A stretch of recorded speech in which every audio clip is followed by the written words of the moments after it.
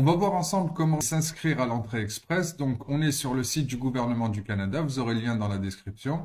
Et là, on va arriver en bas de page et cliquer sur déterminer si vous êtes admissible. Donc ici, c'est le questionnaire d'admissibilité de l'entrée express. On va y répondre ensemble et à la fin de ce questionnaire, si on fait les choses correctement, on aura un code de candidat entrée express. Donc on clique sur déterminer votre admissibilité et on commence avec les questions. Dans quelle province ou quel territoire avez-vous l'intention de veiller? Ici, c'est une question piège. L'entrée express, ce n'est pas fait pour le Québec. Donc, si vous ne le savez pas encore, choisissez la province ou le territoire qui vous intéresse le plus. Vous pouvez répondre à ce que vous voulez, sauf le Québec. Donc, pour être large, on va mettre l'Ontario. Ensuite, dans les langues officielles du Canada sont l'anglais et le français. Vous devez soumettre les résultats d'un test de langue pour tous les programmes inclus sous entrée express, même si l'anglais ou le français est votre langue maternelle. Donc ici, je vous conseille de mettre pour les candidats francophones un test de français. Même si vous ne l'avez pas passé, c'est juste le questionnaire d'admissibilité. Donc ça n'a pas d'incidence sur votre demande. C'est juste pour arriver à la liste de documents. Ensuite, quand vous passerez le test, vous pourrez l'amender et mettre les résultats réels. Donc encore une fois, à quelle date vous avez soumis ce test? Il faut savoir que les tests de langue ont une durée de validité de 2 ans. Donc il faut mettre soit 2021, soit 2022. On va faire 2022, une date au hasard. Et ici, encore une fois, les résultats, il faut les entrer, sachant que le résultat minimum à avoir, c'est 7 dans les niveaux LCLC. On va mettre ici les résultats maximum, juste pour accéder à la liste de documents. Comme je vous l'ai déjà dit, ce questionnaire, il n'a pas d'incidence sur votre demande réelle. Parce qu'une fois que vous êtes dans l'entrée express, il va falloir créer un profil complet et là, vous devrez rentrer les informations réelles qui sont le score obtenu aux langues, l'équivalence de diplôme avec le numéro de rapport, etc. Ici, on nous demande d'entrer la deuxième langue. On va répondre qu'on n'a pas fait de deuxième langue. Une, c'est suffisant. Et là, on parle d'expérience professionnelle. Donc là, vous voyez, au cours des 3 dernières années, combien d'années d'expérience dans un métier spécialisé avez-vous acquise au Canada? Cette question concerne les gens qui vont appliquer sous la catégorie de l'expérience canadienne, qui ont déjà une expérience de travail au Canada. Vous voyez, il doit s'agir d'une expérience à temps plein. Donc, pour la plupart des gens qui n'ont pas d'expérience au Canada, ils vont écrire aucune. Si vous avez une expérience au Canada, il faut que ça soit au moins 1 an, sinon vous ne serez pas éligible à la catégorie de l'expérience canadienne. Et là, on continue. Pour la CEC, toujours, au cours de cette période, dans quel niveau de classification nationale des professions CNP l'expérience acquise s'inscrit-elle en majeure partie? Pour être éligible à l'entrée express en tant que travailleur qualifié, il faut que ça soit dans la catégorie 0 A ou B qui correspond à faire 1 ou 2. Ici, on va mettre aucun des précédents car on n'a pas d'expérience. On continue. Et là, on arrive au volet des travailleurs qualifiés. Donc là, vous le voyez, au cours des 10 dernières années, combien d'années d'expérience de travail qualifié avez-vous accumulé? Donc ici, ça peut être l'expérience à l'étranger et le critère minimum, c'est 1 an. Donc si vous répondez aucune, vous ne serez pas éligible à l'entrée express. Donc il faut répondre au moins 1 an. Pour la plupart des candidats, ça sera plus de 2 à 3 ans. Donc ici, on va mettre 4 à 5 en moyenne. Et là, vous voyez, au cours des 5 dernières années, comptez-vous au moins 2 années d'expérience dans l'un des emplois de métiers spécialisés, code à 5 chiffres. Cette question concerne les métiers spécialisés. C'est toute une liste de métiers que vous pouvez vérifier. Si vous ne savez pas, vous cliquez sur ici trouver la CNP. Ça va ouvrir le site de la matrice des professions et vous faites une recherche par code ici. Donc par exemple, 62 200, ça sera chef cuisinier. Quand vous faites la recherche ici, ça vous donne chef. Donc, à moins d'être un chef cuisinier, un boucher ou la liste des métiers spécialisés que vous voyez ici, ça ne sert à rien de se préoccuper. Vous pouvez mettre aucun et vous allez passer à la suite. La prochaine question aussi, c'est une question piège, c'est par rapport à la somme d'argent. Et si je vous conseille de mettre le maximum, encore une fois, c'est juste pour passer le questionnaire et pour arriver à la liste de documents. Combien de membres de votre... La prochaine question, c'est pour les membres de la famille. Combien de membres votre famille compte-t-elle? Ici, on parle de famille directe. C'est-à-dire, si vous êtes marié et vous avez 2 enfants, vous êtes une famille de 4 personnes.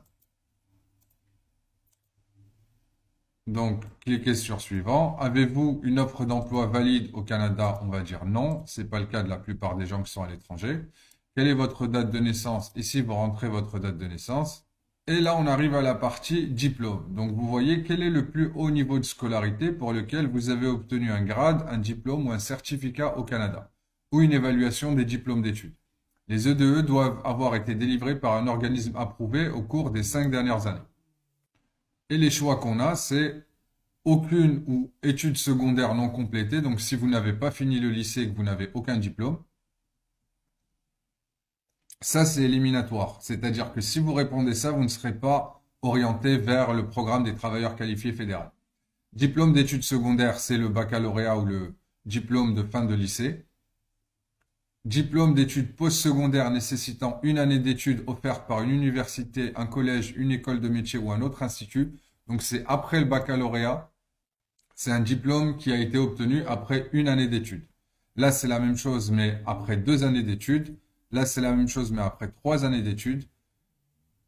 Ici, c'est quand vous avez 2 diplômes et au moins l'un d'entre eux a été obtenu après 3 années d'études. Ici, c'est les diplômes universitaires de 2e cycle, c'est-à-dire tout ce qui est master, DEA, DESS ou diplôme professionnel de premier échelon pour ceux qui ont obtenu un diplôme professionnel. Ici, ça concerne les diplômes de médecin vétérinaire ou de pharmacien. Et pour finir, diplôme universitaire de 3e cycle, donc là, c'est les doctorats. Donc pour notre candidat, il a obtenu une licence, donc ça sera diplôme d'études postsecondaires nécessitant au moins 3 années d'études offertes par une université. On clique sur suivant. Et là, il faut cocher les cases qui s'appliquent à nous. Donc là, ça concerne la partie points additionnels de l'entrée express. J'ai été étudiant à temps plein au Canada pendant 2 ans ou plus. Si c'est le cas, vous cochez. Je possède au moins 1 an d'expérience dans la catégorie FER. Donc là, on va dire que c'est ce cas-là parce que nous, on vise la catégorie travailleur qualifié fédéral. Donc, il faut avoir au moins 1 an d'expérience. Un membre de ma famille âgé de 18 ans ou plus vit au Canada et est citoyen ou résident permanent. Ça, c'est pas le cas. Et on continue. Quel est votre état civil? Marié. Vous mettez l'état civil qui vous correspond. Votre conjoint a-t-il l'intention de venir avec vous au Canada? Donc cette question, elle concerne la liste de documents. Si vous êtes marié et que vous voulez que votre conjoint ou votre époux vienne avec vous, vous mettez oui. Si vous mettez non, vous serez seul. Et si vous obtenez la résidence permanente, votre époux ou votre conjoint ne l'obtiendra pas. Il faudra faire une demande à part qui prendra 3 ans ou plus et qui est extrêmement compliquée. Donc vaut mieux l'inclure dès le début dans votre demande. Votre conjoint est-il citoyen ou résident permanent? On va dire non. On clique sur suivant. Votre conjoint est-il étudié au Canada à temps plein pendant au moins 2 ans? Donc là, le cas de la plupart des gens, c'est non. Votre conjoint a-t-il travaillé au Canada pendant au moins 2 ans? On va dire non aussi. Votre conjoint a-t-elle effectué un test de connaissances linguistiques en français ou en anglais? Ici, on va dire aucun parce que ce n'est pas obligatoire pour le conjoint pour le moment. On veut juste accéder à la liste des documents. Et voilà, vous voyez, d'après les réponses que vous avez données, vous semblez admissible à l'entrée express et on a un code de référence ici. Donc ce code-là, il est très important. Il faut l'enregistrer. Je vous conseille de le mettre sur une feuille à part ou de l'enregistrer dans un programme comme j'ai fait ici. Et là, vous voyez que la première étape, c'est d'enregistrer le code de référence personnel. C'est celui-là. Il expire le 6 février 2023 ici. Et il est valide seulement pour ce profil. Ensuite, la chose importante à faire, c'est l'étape numéro 3, c'est inscrivez-vous pour obtenir une clé si vous êtes un nouvel utilisateur ou alors ouvrez une session dans votre compte. Vous verrez l'écran de fin qui vous montre une vidéo pour créer un compte et c'est dans le compte CIC que vous utiliserez cette clé-là pour commencer votre demande à l'inscription de l'entrée express. Entrez votre code de référence personnelle après avoir sélectionné Entrée express. On vous demandera le code de référence personnelle qui apparaît en haut de la page. Voici à quoi il ressemble et le nôtre, c'est celui-là en gras. Vous voyez l'étape numéro 6. Lorsque vous aurez entré votre code de référence personnelle, vous serez guidé à travers les étapes suivantes pour remplir le profil. Remplissez l'outil de création du profil de l'entrée express, examinez votre profil et une fois que tout est complet, soumettez votre profil. Donc voilà, vous allez voir la vidéo apparaître pour créer un compte CIC et utiliser le code de référence. pour confirmer votre inscription à l'entrée express et soumettre votre profil. J'espère que cette vidéo vous a été utile et je vous dis à très bientôt. Bye bye.